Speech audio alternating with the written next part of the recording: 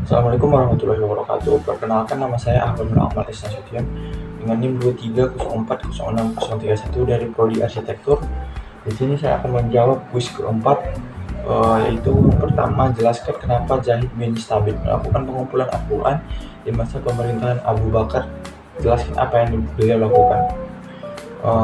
Zahid bin Thabit melakukan pengumpulan Al-Quran di masa pemerintahan Abu Bakar karena khawatir hilangnya Al-Quran dengan sebab kematian Hufaz, atau bisa disebutkan para hafiz penghafal Al-Quran. Nah, Abu Bakar memerintahkan Zahid bin Tashbit mengumpulkan Al-Quran dalam satu mushaf untuk kekhawatiran hilangnya Al-Quran dengan sebab kematian Hufaz. Nah, pertanyaan kedua yaitu faktor apa saja yang mendorong penyalinan Al-Quran. Faktor-faktor yang pendorong penyalinan Al-Quran di Nusantara dari masa ke masa yaitu yang pertama, faktor kesalahan penyalinan, yaitu rusaknya manuskrip Al-Quran dapat terjadi karena dipengaruhi oleh faktor kesalahan penyalinan yang dapat menunjukkan perjalanan penurunan teks, sedang perubahan teks yang disebabkan oleh unsur lain. Yang kedua adalah faktor usia. Usia manuskrip Al-Quran dapat menyebabkan rusaknya, seperti penyusutan tinta yang digunakan dan tidak digunakan. Nah, yang ketiga adalah faktor kelengahan penyalinan. Kelengahan penyalinan manuskrip Al-Quran dapat menyebabkan seperti penyusutan tinta yang digunakan, bahan kertas yang rusak, dan tinta yang mulai menghilangkan tulisan. Yang keempat adalah faktor subjektif penyalinan. Faktor subjektif penyalinan seperti kekurangan pendidikan, kekurangan pengalaman, dan kekurangan perhatian dapat menyebabkan kesalahan penyalinan manuskrip Al-Quran. Yang kelima adalah faktor penyimpanan manuskrip yang kurang kondusif. Ruang penyimpanan manuskrip yang kurang kondusif dapat menyebabkan rusaknya seperti pengaruh cuaca atau kelembapan. Yang keenam adalah faktor keutamaan membaca Al-Quran. Kesusilaan dan keutamaan membaca Al-Quran dapat menyebabkan penulisan yang kurang konsisten, seperti kesalahan penulisan, kesalahan pada tanda wakaf, dan kesalahan pada jenis kaligrafi yang digunakan. Ketujuh adalah perbedaan qiraat. Perbedaan qiraat atau bacaan Al-Quran dapat menyebabkan kesalahan penulisan, seperti kesalahan pada tanda wakaf, jenis kaligrafi yang digunakan, dan dinamika penyalinan mushaf Al-Quran. Yang terakhir adalah perbedaan ragam hias. Nah, perbedaan ragam hias yang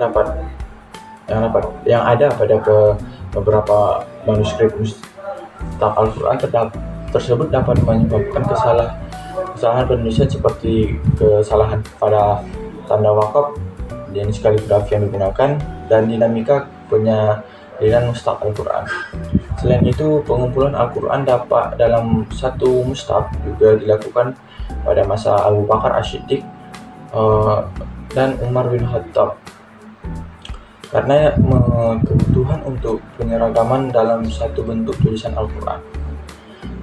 Pertanyaan ketiga adalah kenapa Umar bin Abdul Aziz merasa penting membukukan hadis dan apa yang ia lakukan. Nah, di sini Khalifah Umar bin Abdul Aziz merasa penting membukukan hadis karena khawatirnya hilangnya hadis berangsur-angsur jika tidak dikumpulkan dan dibukukan. Beliau melihat bahwa para penghafal hadis semakin berkurang karena meninggal dan sudah berpencar ke berbagai wilayah Islam. Selain itu, permasalahan hadis pun mulai berkembang.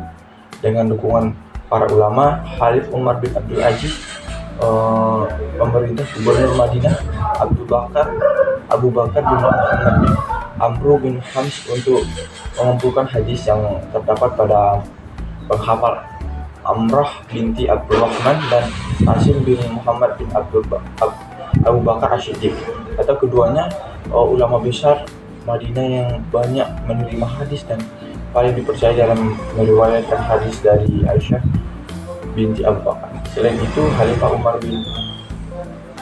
Umar juga memerintahkan Muhammad bin Syihab Az-Zuhri untuk mengumpulkan hadis yang ada para penghafal hadis Madinah, Makkah, dan Suriah. Pertanyaan terakhir adalah kesulitan apa yang terjadi dalam pengamalan ajaran Islam jika ijtihad tidak dibolehkan. Nah, jika ijtihad tidak diperbolehkan, maka pengamalan ajaran Islam, eh, maka kesulitan yang mungkin terjadi antara lain adalah kesulitan dalam mengenal pasti fatwa, kesulitan dalam mengenal pasti fatwa yang diperoleh oleh ulama karena tidak ada yang dapat membantu dalam melakukan ijtihad. Kesulitan dalam mengenal pasti kebenaran. Kesulitan dalam mengenal pasti kebenaran dalam kehidupan karena tidak ada yang dapat membantu dan melakukan ijtihad. Kesulitan dalam mengenal pasti hukum.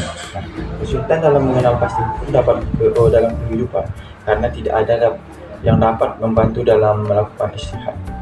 Seterusnya, kesulitan dalam mengenal pasti ajaran. Kesulitan dalam mengenal pasti ajaran Islam karena tidak ada yang dapat membantu dalam melakukan ijtihad. Kesulitan dalam mengenal pasti ikidah. Kesulitan dalam mengenal pasti ikidah, pemahaman tentang kebenaran karena tidak ada yang dapat membantu dalam melakukan ijtihad.